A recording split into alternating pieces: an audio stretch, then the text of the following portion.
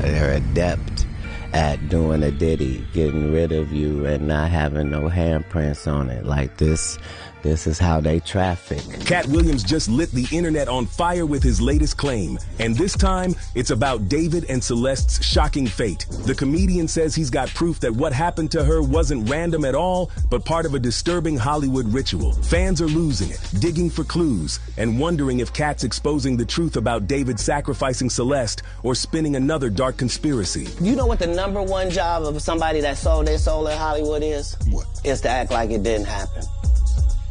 They all do the same job. So a new video from Katt Williams just dropped, and it's intense. The comedian's claiming that powerful figures in Hollywood set up a pig party. Now, what's that? It's an evil ritual. And get this, according to Williams, David was allegedly forced to sacrifice Celeste as part of it. But the really disturbing part? According to Katt, David wasn't acting alone. In fact, he was being pushed by shady figures behind the curtain. Because they'll kill you. And it's not a joke, and it's not like, no, because a life doesn't mean anything to them. It's easy for them to do. They're adept at doing a ditty, getting rid of you and not having no handprints on it. Like this is how they traffic. And so you have to really not be scared. Now, Katt wasn't simply throwing out statements. He's pointing at receipts as well, like the matching finger tattoo that Celeste and David both had. Williams claims that the two were bound by something deeper than what most people realized. And that's not all. Katt also brought up David's unreleased track called Celeste that was leaked online, one where he sings about his obsession with Celeste. The lyrics go something like this. Oh, Celeste, the girl with my name tattooed on her chest, smell her on my clothes like cigarettes. Another major twist, the leaked track's metadata. It's dated back to December 2023. That's months before Celeste officially went missing. And that's exactly why some see the leaked lyrics as proof that David and Celeste were deeply entangled. Now, here's where things get darker. Internet detectives are also accusing David of wiping his IG back in January 2025. You see, he removed all of his posts with Celeste. And according to fans, it wasn't random. It was a preemptive cleanup.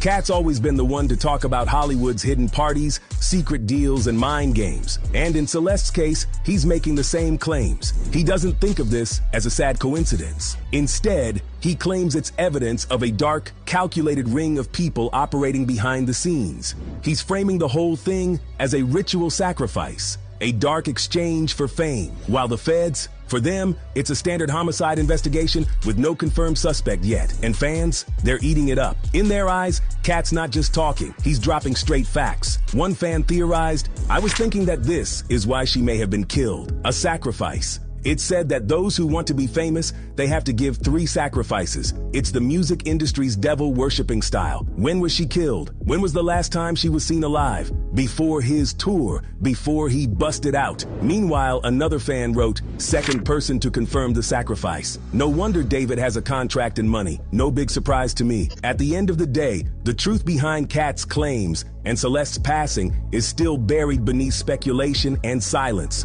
Whether his proof is revelation or a distraction, one thing's certain, the story's not over. What do you think? Is there truth to Katt's claims? Will this affect the ongoing investigation? Drop your thoughts below. They just admitted it, no autopsy. Listen close to this leaked dispatch. He did not go in for an autopsy. The death certificate was signed by the doctor at the hospital. That's the first red flag, y'all. A high-profile figure like Charlie Kirk gone under medical supervision. No public report, no post-mortem. That's not procedure. That's a cover-up waiting to burst. And the deeper I dug, the weirder it got. No bullet recovered, FBI silence, and a wife who moved faster than protocol allows. Stick with me because the next few minutes might explain why there was never supposed to be an autopsy.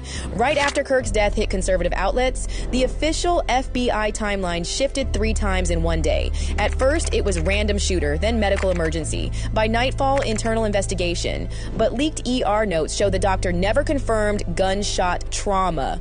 He signed off before toxicology even started. One hospital insider claimed Kirk's chest looked caved in, like a ricochet impact. He got an inside source with like the autopsy and the coroners and like the real that says that Charlie's chest was caved in and that it was a ricochet. That's not a natural collapse, that's blunt trauma, either from close-range fire or high-pressure force. So why would the FBI push cardiac failure before collecting forensic proof?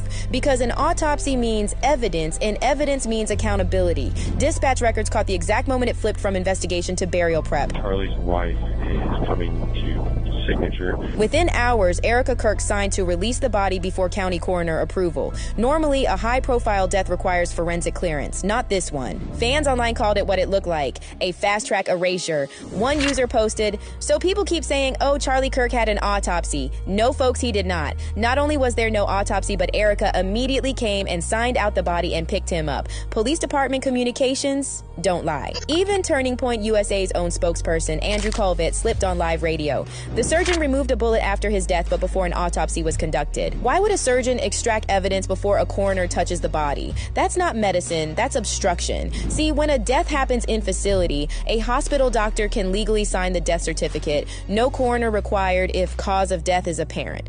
That loophole has been exploited before. Even Michael Hastings' family fought the same issue back in 2013. But in Kirk's case, apparent doesn't apply. There were gunshot rumors, digital footage, and political threats hours before. Now, the detail everyone's arguing about, the bodyguards. Video clips floating on X show one of them making a hand signal seconds before the hit, then turning his back while chaos broke out. Look closely at that viral footage. After the incident, they didn't attempt CPR. They formed a wall, blocking paramedics for nearly 2 minutes. That's not training, that's choreography. And when you line that up with the missing autopsy and the wife signed off call, it paints one picture. Someone didn't want forensics touching Charlie's body. People grieve differently, sure, but Erica's first public appearance raised eyebrows. Instead of mourning, she launched a faith-based media tour, full hair and glam, thanking supporters but avoiding every question about medical clarity.